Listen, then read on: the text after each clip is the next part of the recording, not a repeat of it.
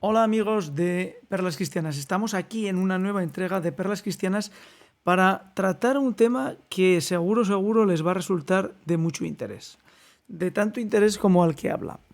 Eh, Todos los que somos, pues el que habla ya tiene unas cuantas décadas y aunque de espíritu joven y mente juvenil, pero biológicamente ya no es tan joven y desde luego por la vida y experiencia que he tenido, pues puedo empezar a acumular un montón de sucesos en los que me he tenido que preguntar hasta dónde llega la permisividad de Dios en mis actos, en lo que he vivido alrededor y en lo que les ha sucedido a los que han compartido la vida conmigo y algunos de ellos que he querido muchísimo y que los he perdido.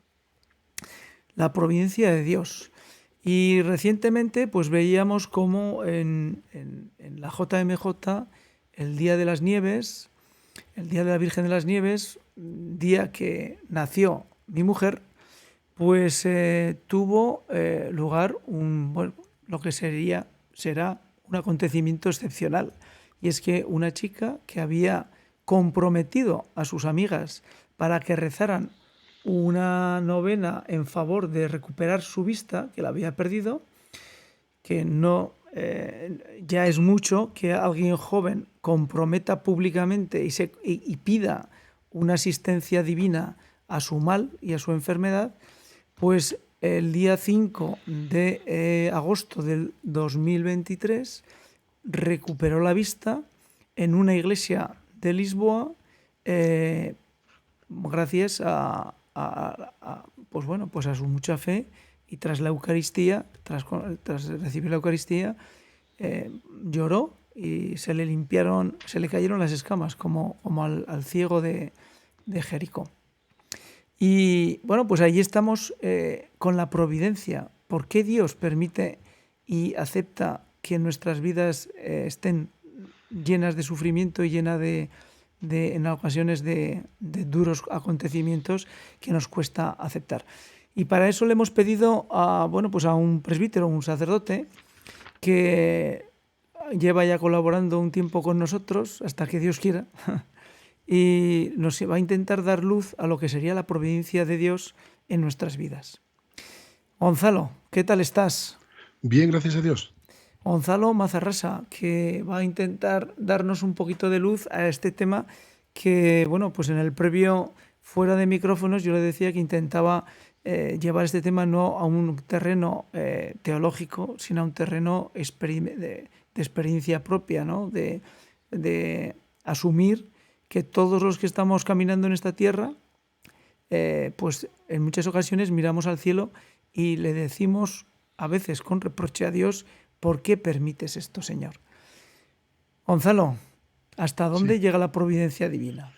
La providencia llega a todas partes, a lo pequeño y a lo grande. La fe nos enseña, por eso, aunque tú quieres testimonios concretos, pero creo que es importante establecer las bases teológicas de lo que la revelación nos enseña de la providencia.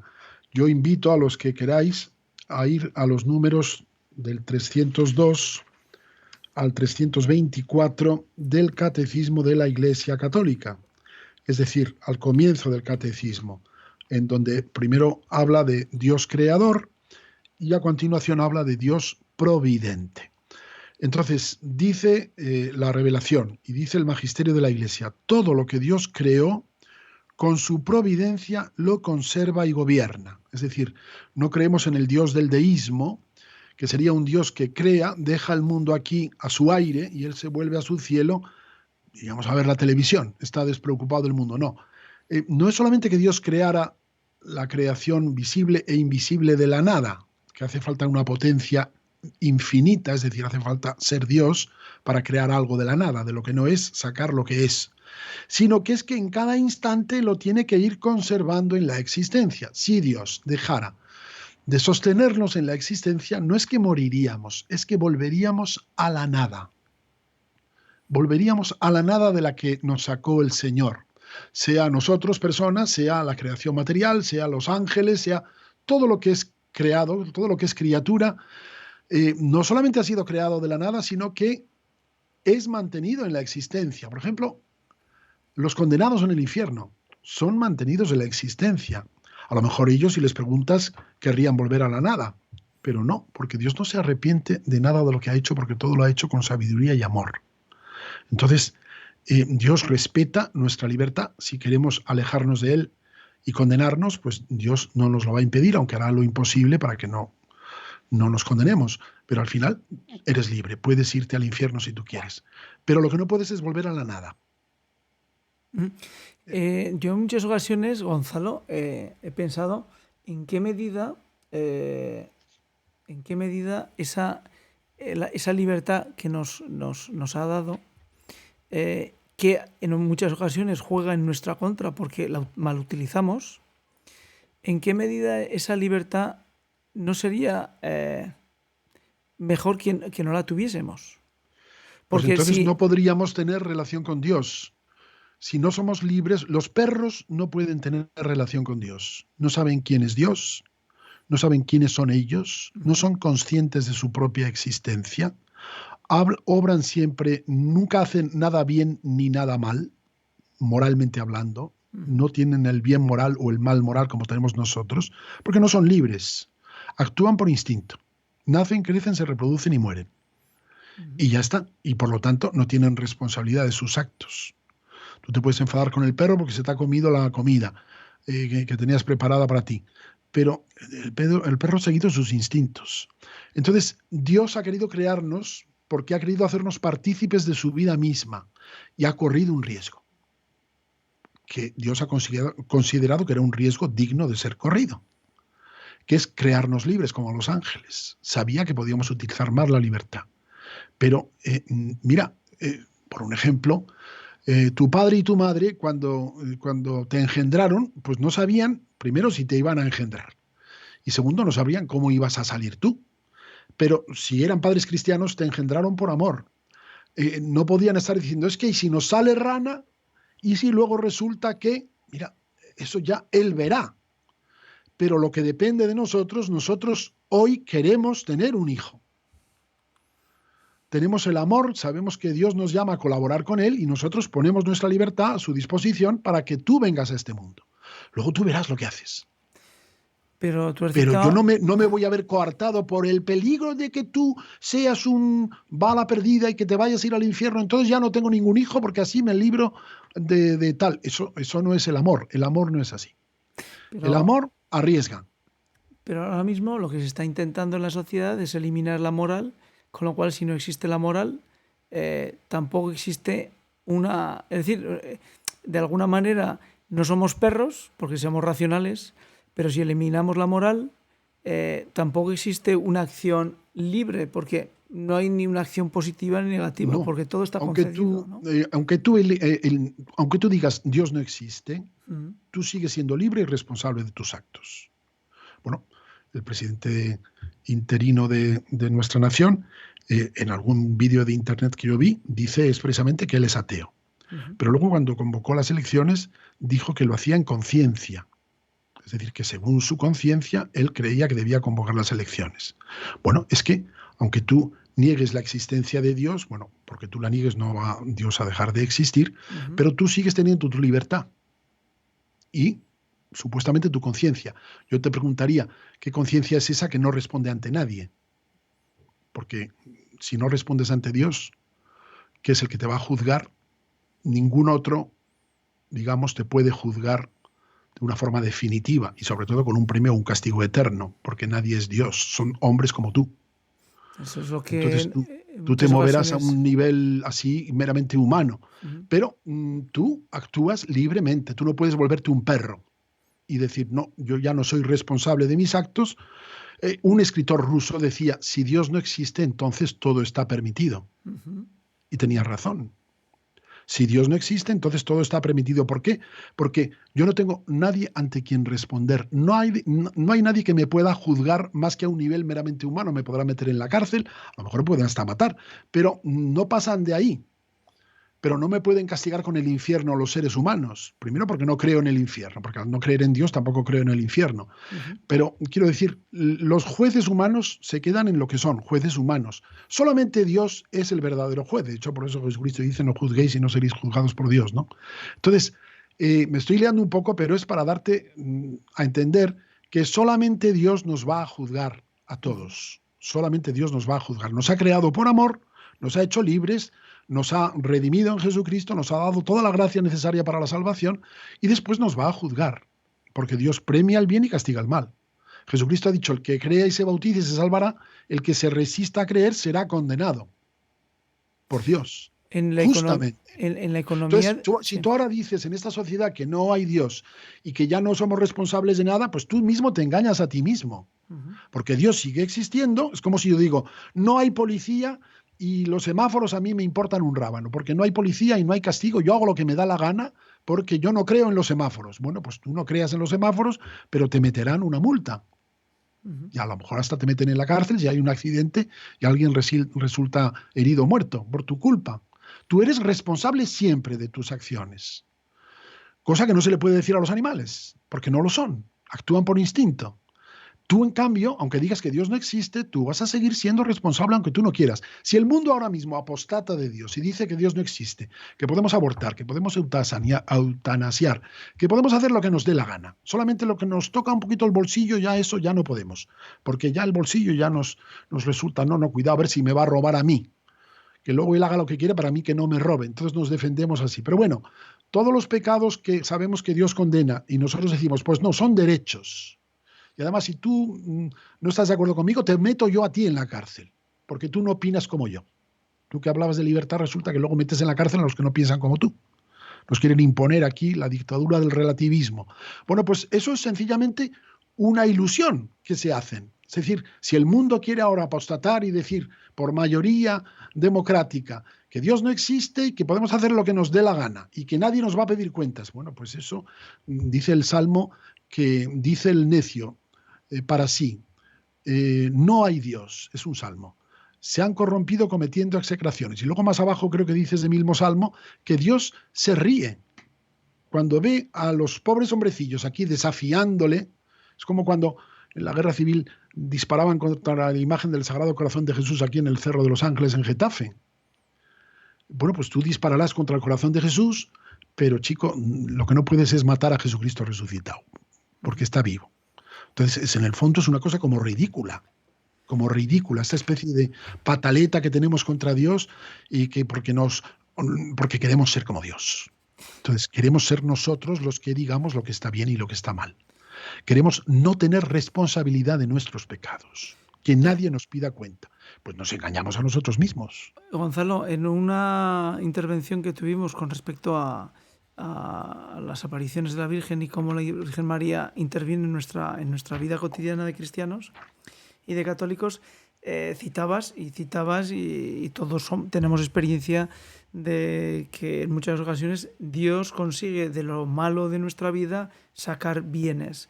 ¿En qué medida esa providencia o ese cambio del mal, convertirlo en bien, es una providencia o es un jugar con trampa en nuestra libertad? No, Dios no hace trampas, ni juega. Dios no juega, y mucho menos hace trampas. Dios todo lo hace, diríamos, Dios no hace lo que le da la gana. Dios nunca hace lo que le da la gana. Hombre, es que yo si fuera Dios haría lo que me diera la gana. No, tú no has entendido lo que es Dios. Dios nunca hace lo que le da la gana porque siempre actúa por sabiduría y amor.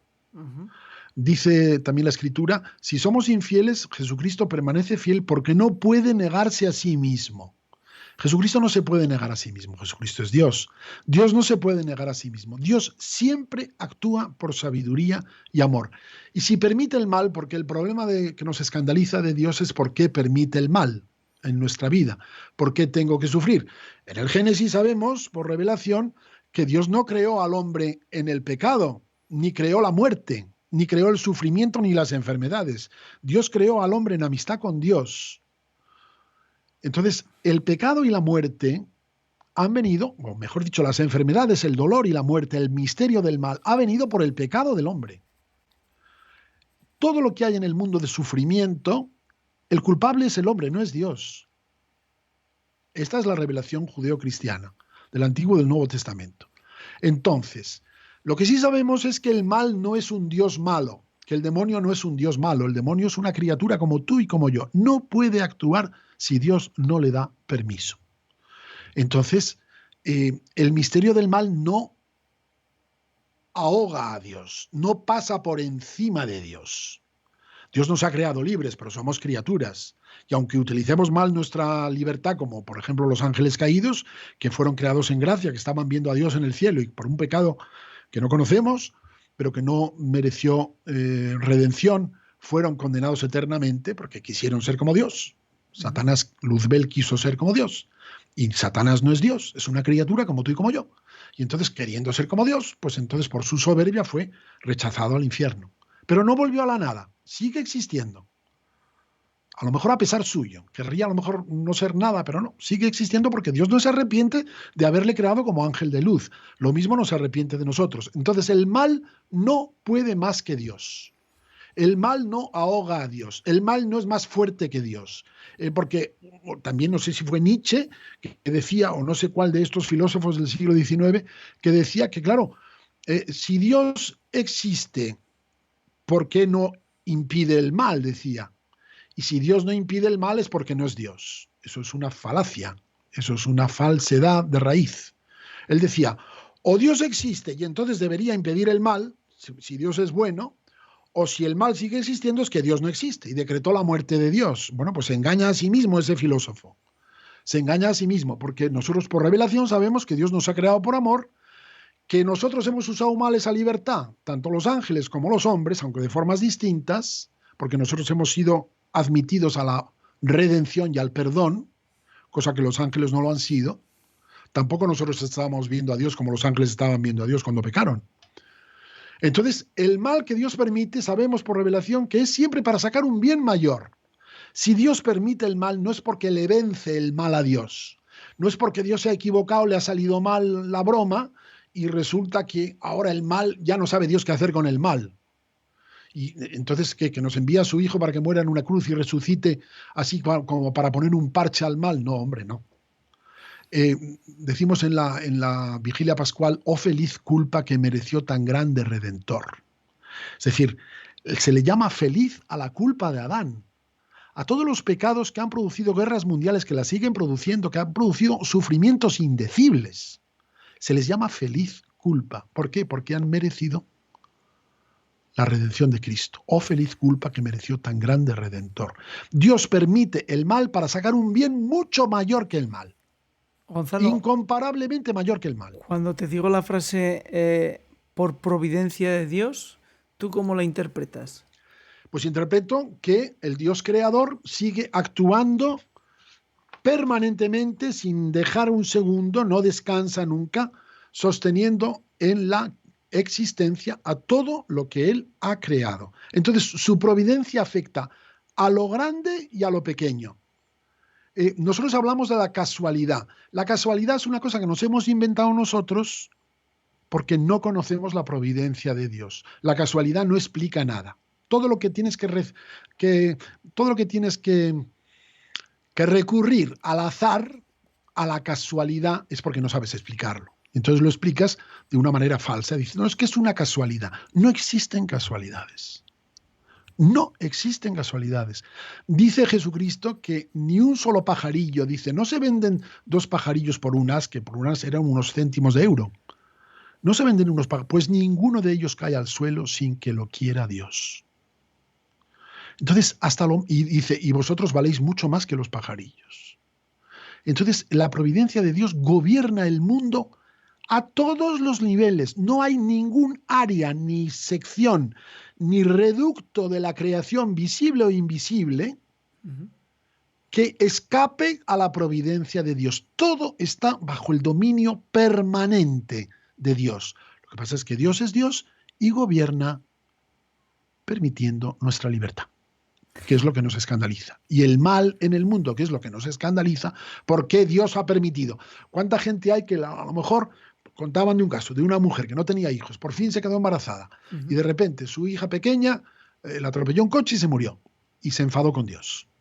Y entonces dijo que se había enfadado con Dios y que ella ya no creía en Dios. Es una forma de castigar a Dios. Cogemos una pataleta, con el respeto, todo el respeto al dolor de la gente, pero cogemos una pataleta y le echamos la culpa a Dios y decimos, ¿por qué tú has permitido que mi hija se muera con lo que me había costado tenerla?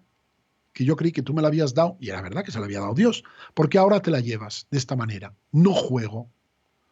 Entonces tú tienes que hacer lo que yo quiero. Yo soy Dios, yo sé lo que me conviene a mí, no tú. Y mi hija tiene que estar aquí 100 años, hasta que yo me canse de ella o me muera. Y si no, no creo en ti. Bueno, pues tiras piedras contra tu propio... Lo digo un poco así, que en este tono, ya me entendéis, ¿no?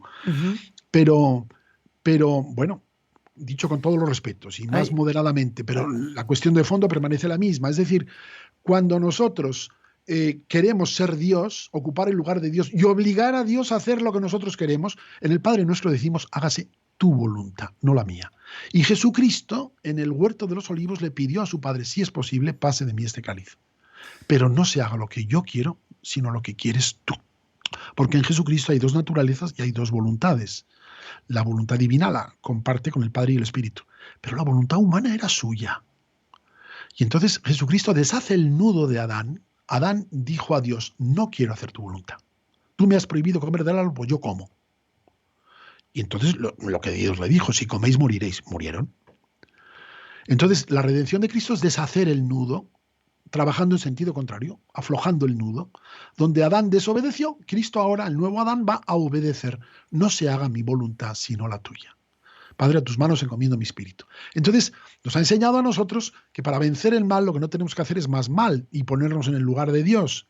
Y aceptar que los males, incluso los más horribles, por ejemplo, un cáncer o una guerra, o mira, ayer escuché la reunión que hubo del Camino Neocatecumenal en una población cerca de Lisboa después de la reunión, el encuentro multitudinario 75.000 jóvenes con de jóvenes cardenal de Lisboa, con un montón de cardenales, aprovechamos para que el que no lo sepa puede buscarlo en YouTube, pero no obstante en nuestro canal hemos colocado el enlace para que lo vean, porque bueno, pues es una alegría el ver tanta gente joven. Eso es, merece la pena. Merece la pena como inyección energética para un católico. Lo que más me impresionó ahora mismo de todo aquello que vi ayer fue lo que contó Ascensión Romero, la sucesora, digamos, de Carmen Hernández, sí, que murió hace 7 años. Pues Ascensión Romero había sido 24 años itinerante en Kazajistán y en Rusia. Habla el ruso normalmente. Pues contó una cosa que yo no conocía ayer, que estando en Kazajistán, yo por cierto estuve en Kazajistán 12 días hace pues 9 años, porque el nuncio entonces allí era conocido mío y nos invitó a otro amigo mío y a mí. Bueno, pues estando en Kazajistán, allí, en la estepa siberiana, porque Kazajistán es Siberia, estando allí, en la iglesia, estaba en una iglesia, y de repente entró una pagana, una mujer que no era cristiana, y dijo, ¿me puede alguien escuchar?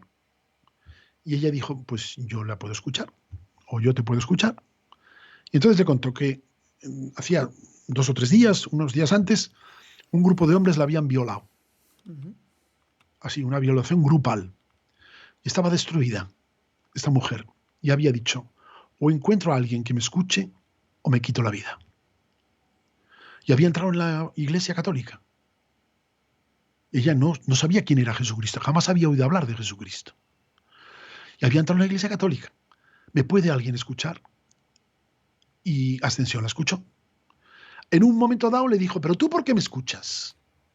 Porque ella, al no haber conocido el amor de Cristo, no podía entender que una mujer que no conocía le estuviera escuchando su tragedia y no pusiera la mano para cobrar. Dice, ¿pero tú por qué me escuchas? Y entonces Ascensión le anunció a Jesucristo y le dijo, mira, yo conozco a uno que te puede salvar, que puede curar estas heridas que tú crees que son incurables. Se llama Jesucristo. ¿Cómo el nombre? Le tenía que repetir el nombre porque ella jamás había oído ese nombre. Yo, cuando estuve en Kazajistán, el nuncio apostólico, que ahora está de nuncio en Londres, nos contó que en la ciudad de Almatý, que era la antigua capital, que está al pie del Himalaya, venían de la frontera china, venían chinos a Almatý a decir, háblennos de Dios, porque no podemos más. Necesitamos que nos hablen de Dios. Pues es lo mismo que le pasaba a esta mujer. Y entonces Ascensión le habló de Jesucristo y le dijo, invoca a este Jesucristo, invócale. Entonces esta mujer empezó a invocar a Jesucristo, que no se aprendía bien el nombre, tenía que repetírselo. Y decía, me siento mejor. ¿Quién es este Jesucristo? Me siento mejor. Yo me iba a suicidar mañana. Me siento mejor. Estoy invocando su nombre y me siento mejor. Por supuesto, ni estaba bautizada ni nada de nada, pero estaba obedeciendo y estaba invocando a este desconocido Jesucristo que se lo estaba anunciando una española que estaba allí en misión. Pues esto es el misterio. Verdaderamente. Nosotros tenemos que anunciar este misterio porque hay muchísima gente que está como esta mujer, que han experimentado el mal de este mundo, el mal del pecado, que es un mal que avasalla, es un mal que parece que no tiene respuesta. Pensemos en las guerras. Bueno, acabo de hablar con el nuncio, también compañero mío del seminario, nuncio en Sudán y Eritrea. Bueno, pues hay una guerra en Sudán y Eritrea de la que no se habla. Cuando ha venido a España, brutal. Cuando ha venido a España, Luis Miguel Muñoz Cárdava ha venido a España, nos ha contado, bueno, aquí se habla de la guerra en Ucrania, pero no se habla de la de Sudán y Eritrea. Estaban allí, decía misa, y las monjas le decían, dese prisa, por favor, que las balas sonaban por las ventanas, y se agachaba sobre el altar con miedo de que las balas no entraran por la ventana y le pasaran por encima de la cabeza, o le dieran en la cabeza. Bueno, pues ya incluso habían establecido un protocolo diciendo, si nos matan, a mí me entierras aquí, en el jardín, y me pones una lona para que los perros no me coman, y al otro le entierras un poco más allá. Ya tenían previsto, decía, a mí no me importa morir, me dijo. No me importa, lo que me importa es ayudar a esta gente, que depende de mí. Y en el último momento, un avión italiano les sacó de aquel infierno con el cardenal emérito de Jartum. A las monjas de la Anunciatoria y a él, y no sé si alguno más. Bueno, pues cuando el misterio del mal te avasalla, nos contaba que los pobres soldados estaban drogados y no sabían ni dónde estaban, ni en qué país estaban luchando. Eran chicos jóvenes que les llevaban, les drogaban y empezaban ahí a disparar. Tú dispara, pues venga, disparo. Así es la cosa. Bueno, pues cuando el misterio del mal se pone así, de esa manera, si tú no tienes fe en Jesucristo, pues es probable que sucumbas, porque el demonio ya se encarga de decirte que el mal no tiene remedio y que tú tienes que ser más malo que los malos para defenderte de los malos. Y es la espiral de violencia. Pero Jesucristo nos ha enseñado que no, nos ha enseñado el amor al enemigo, que lo único que detiene la espiral de violencia es la cruz, el misterio de la cruz. Jesucristo en la cruz dejó que todo el mal del mundo cayera sobre él, sobre su cuerpo, sobre su alma humanos, y nos redimió de esta manera. Venció el mal a fuerza de bien y ahora nos capacita a los cristianos que tenemos fe en él para hacer lo mismo. Decía aquí con el encuentro, os doy una buena noticia, vosotros vais a subir a la cruz. ¿Qué es ser cristiano? Por esto no es una religión natural.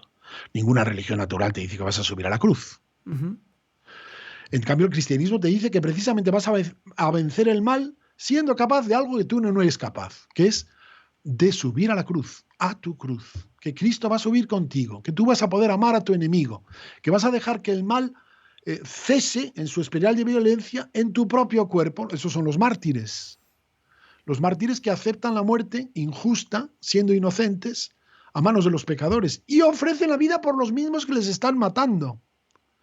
Esto es lo que ni el ojo vio, ni el oído oyó, ni inteligencia humana puede comprender.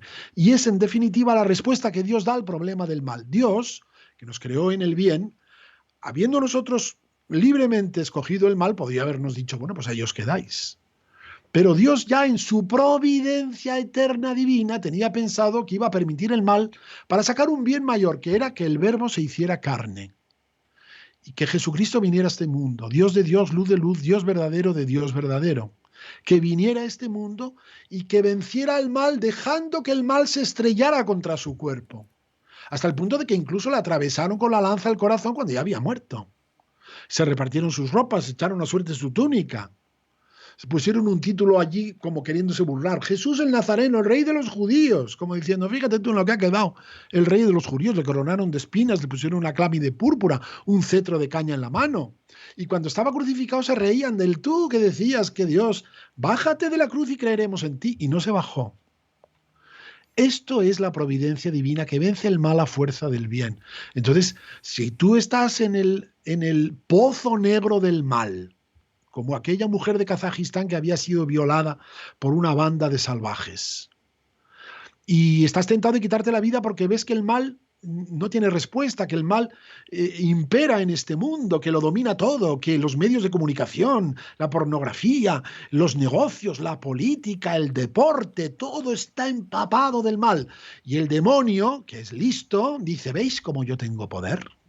¿Veis cómo yo soy poderoso?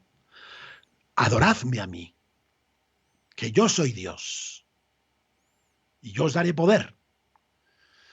Y nosotros no le adoramos. No doblamos la rodilla ante los ídolos.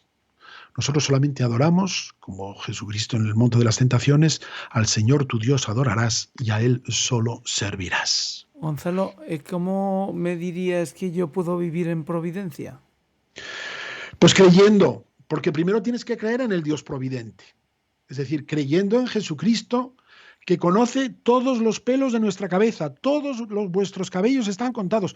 ¿Tú te crees que un Dios, diríamos nosotros, el Dios natural, va a estar preocupado de cuántos pelos tienes en la cabeza si cada día cambia el número? ¿Está pendiente de todos los pelos que se te quedan en la almohada cada vez que duermes por la noche? ¿O en la ducha? Pues nuestro Dios sí. Conoce todos los pelos de nuestra cabeza.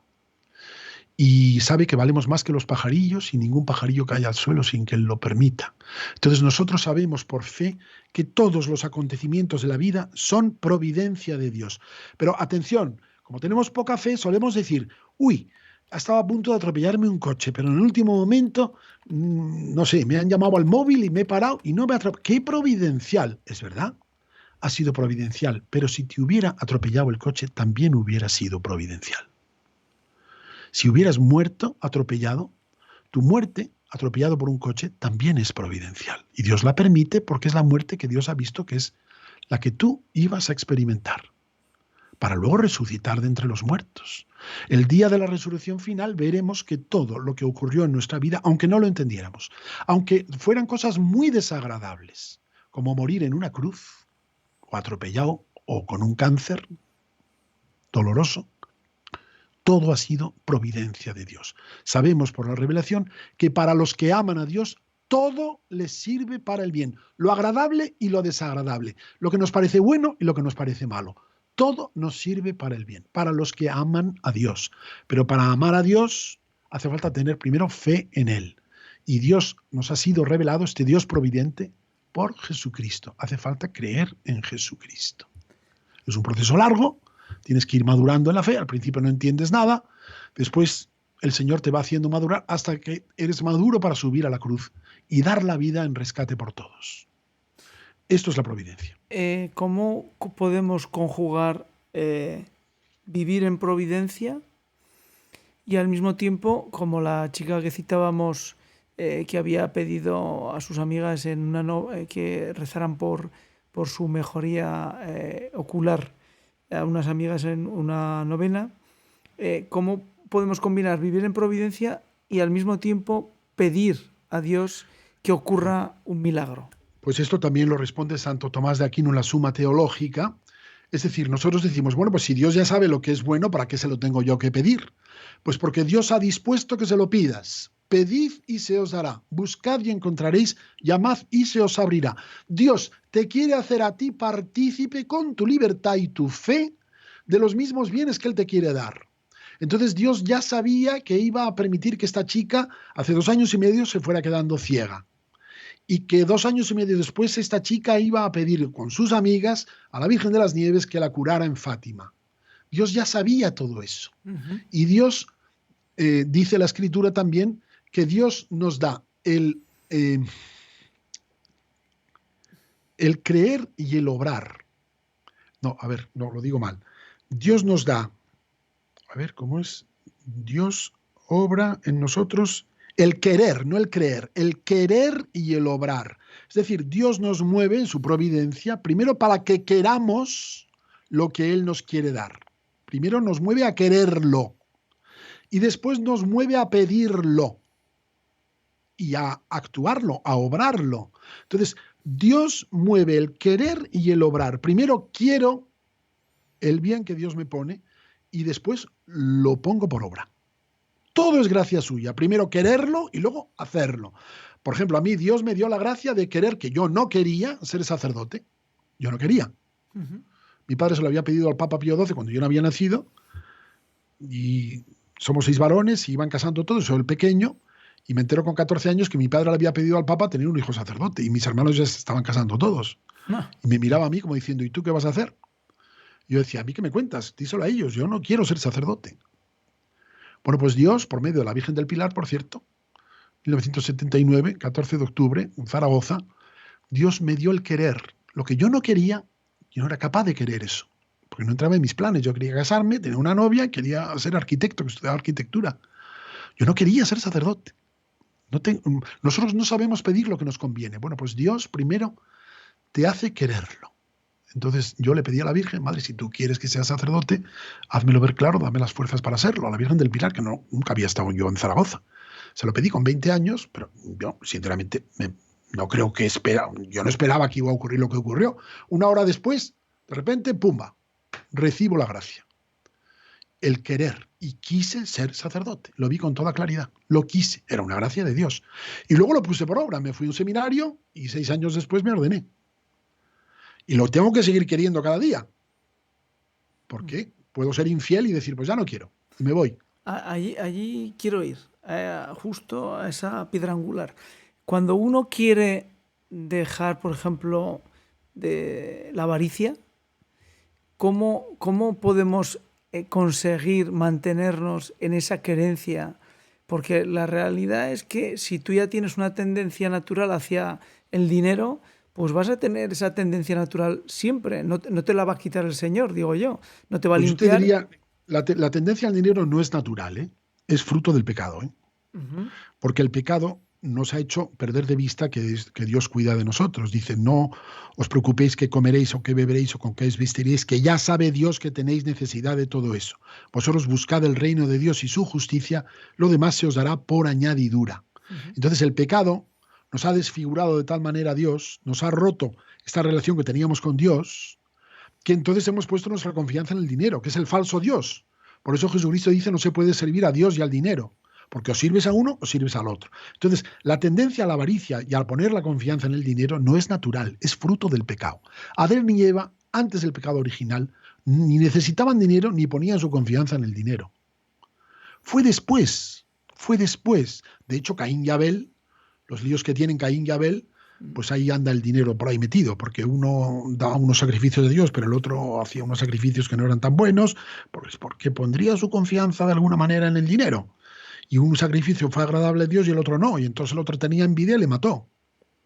Bueno, sería muy largo de explicar, pero el dinero, en la avaricia, no es algo natural. No es algo natural. La atracción entre el hombre y la mujer sí es natural, pero el pecado la ha desvirtuado y tuvieron que vestirse con unas hojas de parra porque ya no podían estar en relación como estaban antes, que estaban desnudos y no se avergonzaban, porque la atracción era dominada por la gracia. No eran esclavos de la sexualidad. Llega el pecado original y ya son esclavos y se tienen que defender y ponerse vestidos y ponerse de todo, porque si no, acaban fatal. Y como eso, todos los demás pecados. Entonces, Dios, diríamos, pues como Dios sabe que el pecado es malo, pues que nos quite todo el pecado y la capacidad. No. Dios te ha creado libre. Pues volvemos al principio. Tú quieres las cosas por la vía fácil. Esto es un poco, me recuerda a los que dicen ahora que no hay infierno, o que si hay infierno, no se va a ir nadie al infierno. ¿Por qué? Pues porque Dios, según ellos, va a hacer un milagrito en el último momento y va a obligar a todo el mundo, quieran o no, a irse al cielo. Pues ya te digo que eso no es verdad. Porque en el Evangelio Jesucristo dice, esforzaos por entrar por la puerta estrecha, porque muchos llegarán en aquel día diciendo, Señor, Señor. Muchos son los que van por el camino de la perdición. Entonces, nosotros queremos hacer un Dios a nuestro gusto.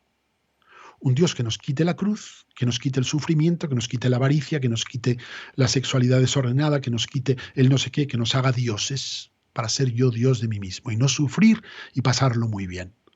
Bueno, pues ese no es Dios.